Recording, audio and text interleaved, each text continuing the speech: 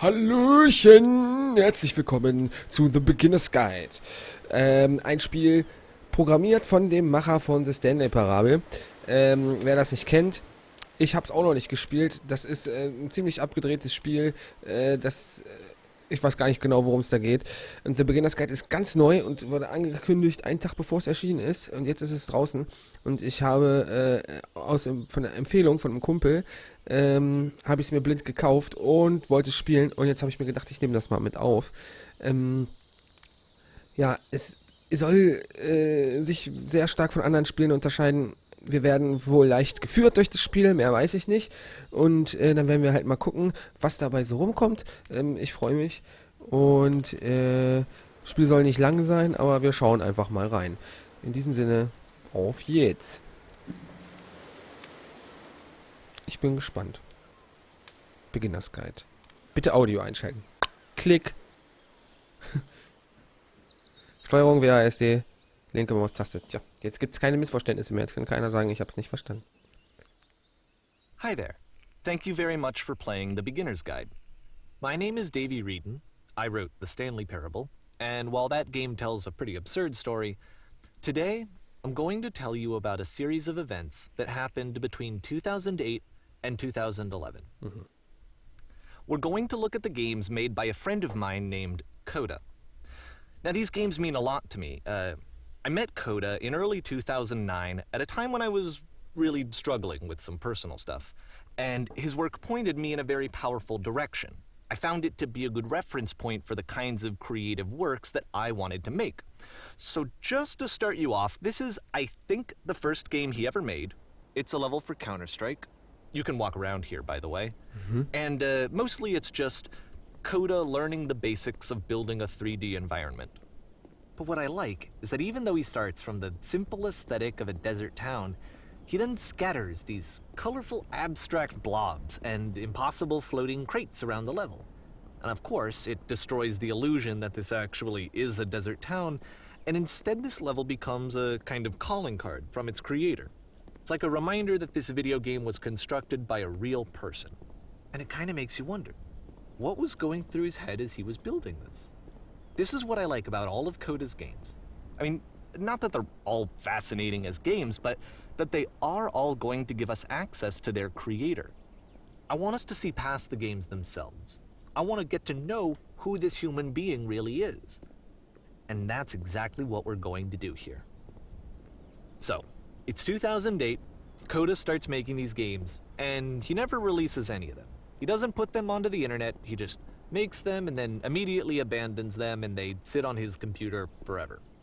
And I think he really understood this image of himself as a recluse. At one point, he jokingly renamed his computer's recycling bin to Important Games Folder. So, you know, this was just how he worked. He tended to crank them out one after the other without even really pausing to try to understand what he had just made, until suddenly one day, he just stopped. In 2011, that was it. He made his last game, and then he hasn't made another one since. Okay. And that's why I've taken this opportunity to gather all of his work together, is because I find his games powerful and interesting, and I'd like this collection to reach him, to maybe encourage him to start creating again. And if the people like you who play this also happen to find his work interesting, then I'm sure it'll just send that much stronger of a message of encouragement to Coda. So thanks for joining me on this. If you have a particular interpretation that I haven't mentioned here, or if you just need to get in touch, you can email me at daveywreden@gmail.com. Okay, that's about it for introduction. Let's take a look at Coda's first proper game. Okay. As each game is loading, I'll show you the date that it was completed. This first one was made in November 2008. Okay. Okay, November 2008. Okay. Okay, wir fassen das mal zusammen. Der Coder, der stellt Spiele her, oder beziehungsweise sein erstes Level war diese Veränderung des Dust-Levels in Counter-Strike. Das hat er ja nicht selbst erstellt. Dass er einfach da irgendwelche Sachen irgendwo reingesetzt hat. Okay. Gut, jetzt hat er Spiele programmiert. Hat die nicht fertiggestellt und anstatt die hochzuladen oder irgendwie mal von seinem Ruhm oder so, er lässt sie auf die Festplatte versauern. Okay. Gut. Dann gucken wir mal, was das hier für ein Spiel ist. So. Oh!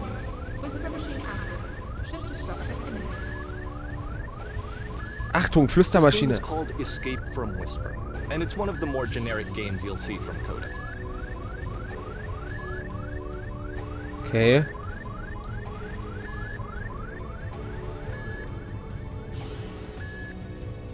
Wir hauen vor dem Flüstern ab, okay. Achtung, Flüstermaschine aktiv.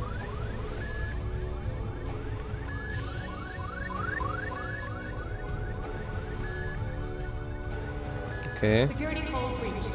Hostile alien life form inbound. Okay. It kinda looks like this game was abandoned mid-development. For instance, you have this gun, which you'd think would indicate that there are supposed to be monsters or enemies somewhere, but then clearly there are no enemies anywhere. You can't even reload the gun when you run out of bullets. But ultimately we don't really know. Maybe Coda thought that actually it was complete the way that it is. And I think that we should talk about his games for what they are, rather than for what they're not. Enemy force neutralized. I love how you can see the bottom of the universe from this room.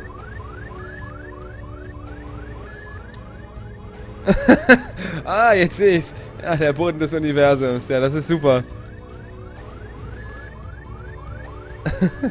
Ja, Coda ist jetzt nicht so die Leuchte im Programmieren. Was ist das für Explosionen? Der Boden des Universums.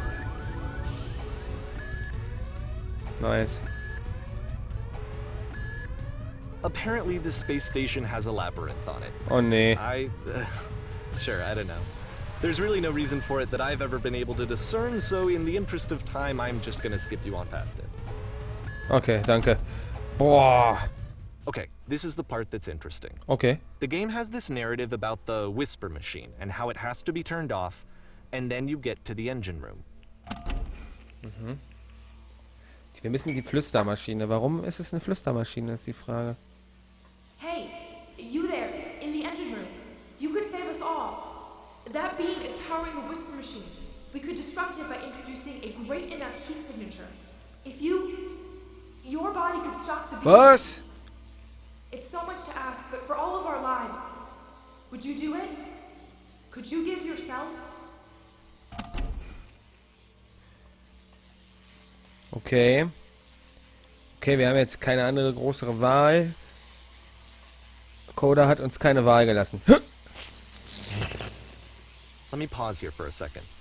What you just experienced, stepping into the beam and then dying, is probably what Coda had initially intended when he was developing this level. Okay. But when he first compiles and plays it, something goes wrong. There's a bug somewhere. And this is what happens instead.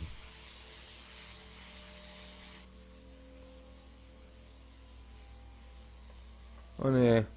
Fängt immer wieder von vorne an.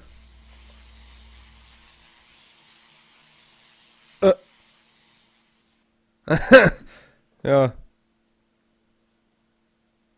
Ja, geil, das kenne The ich. beam causes you to start floating. And this is an important moment for him. Because yes, this is technically a glitch, but Coda identifies something human about it. Like how small it makes you feel in the face of this larger chaotic system. Or this floating could be the afterlife, a peaceful place, juxtaposed against all of the hysteria that you've just had to traverse. I don't even know. I have no idea what he was thinking, but what's clear is that after making this, something lodges itself in his brain.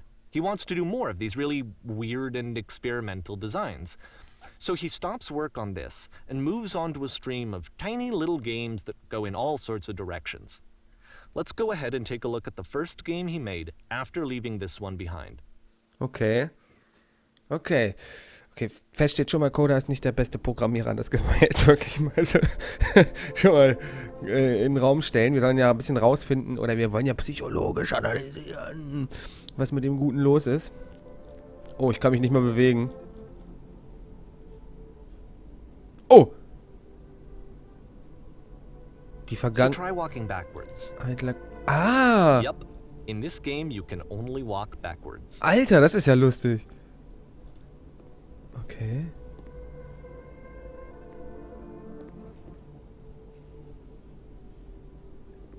Okay. So it's a short and relatively minimalist experiment combining motion and narrative.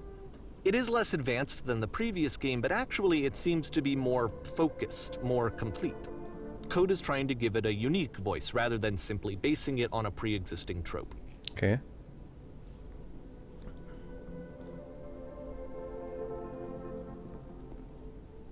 Was steht da? Warum? Warum ändert sich die Zukunft ständig?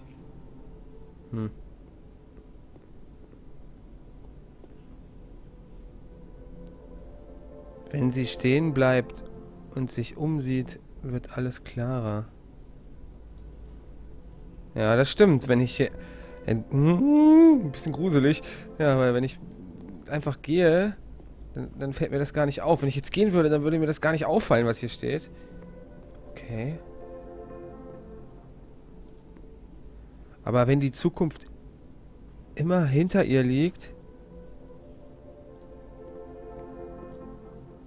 wie soll sie dann die Kraft finden?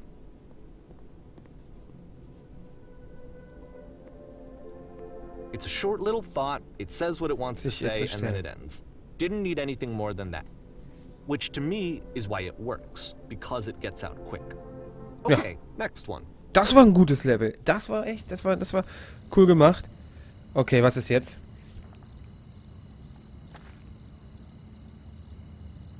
Man sieht nichts.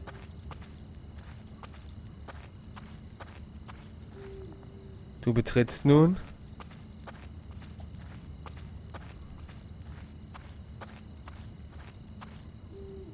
And that's it. Okay, the meaning of this game won't be clear just yet. Please be patient with me for a few more games and I promise you'll see what makes it interesting.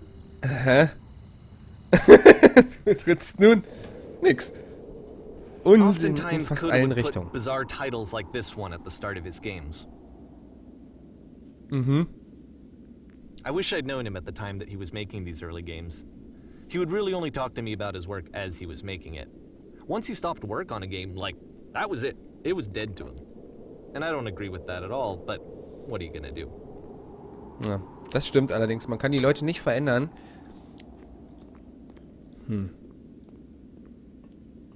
Okay. Sieht aus hier 2 Tower, 3 Tower.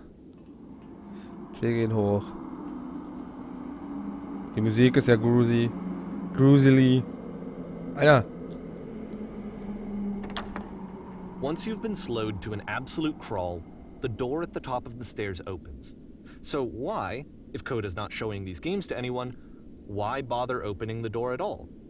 Well, to show you, I'm modifying the game here so that when you press enter, it'll bring you back up to full speed so you can enter the door for yourself. Okay. Okay, das hat er jetzt für mich gemacht. Das wäre nicht vorgesehen.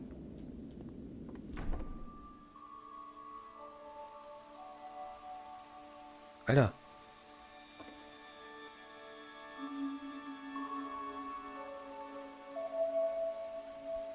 A room that's warm and nice and filled with little ideas for games.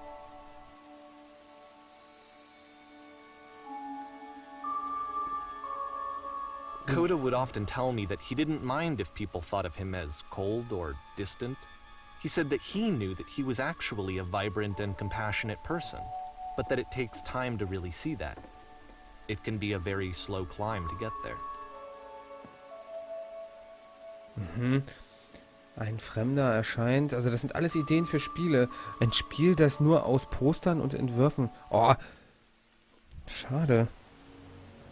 Auf die Fische, fertig, los. Ja, das klingt ja mal lustig. Huch.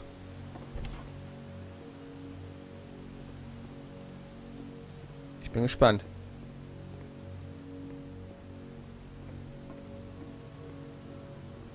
Ist irgendwie gar kein Wasser bis jetzt. Oh, hier ist ein Well, Knopf. this is new for Coda. It's an actual puzzle. Oh. Go ahead and see if you can solve it. Ja, das war jetzt ganz schwer.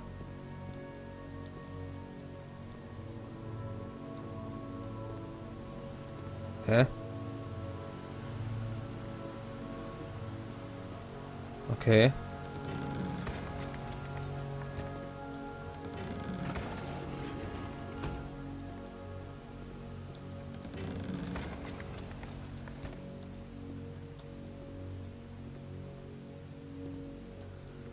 Ach, hier geht's noch lang? Ich sehe gar nichts. Nee, hier geht's nicht lang. Es ist so dunkel, dass ich überhaupt nichts sehe. Was ist denn das für ein Puzzle?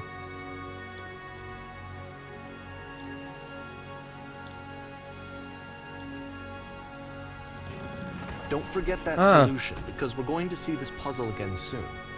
We're gonna see it a lot. Okay. Hier sind 3 Punkte in der Wand. 3 Punkte. Das sieht aus wie ein Gesicht. Ein Bär.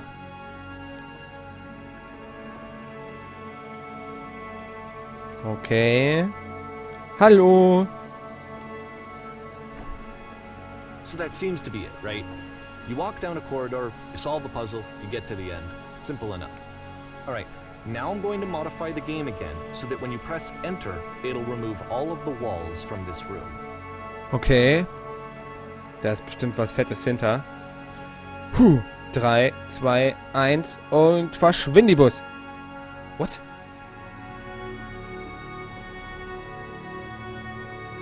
What? How about that? There was more to it than we had any way of knowing. I actually find it funny that this game comes after the stairs game, since they essentially convey the opposite idea. So, in the stairs game, a dull exterior concealed a rich interior. And then, in this level, a dull interior hides this fantastic outer world. Either way, I think that the point is the same, is that most of the time you don't get to know what you're missing, or even that you're missing anything. That's not your role as a player. So if your role here is not to understand, then what is it? Crazy. So, wir sind im Januar angekommen. Oh, jetzt kommt das Spiel wieder. Und ich würde sagen, wir machen hier den ersten Cut. Und wir sehen uns wieder in der nächsten Folge. Wie heißt das nochmal? The Beginner's Guide, ne? Ja, The Beginner's Guide. Jetzt weiß ich auch, wieso das The Beginner's Guide heißt wahrscheinlich, weil der angefangen hat mit Spiele programmieren. In diesem Sinne, Main bleiben lassen, Daumen da. Bis dann. Tschüss.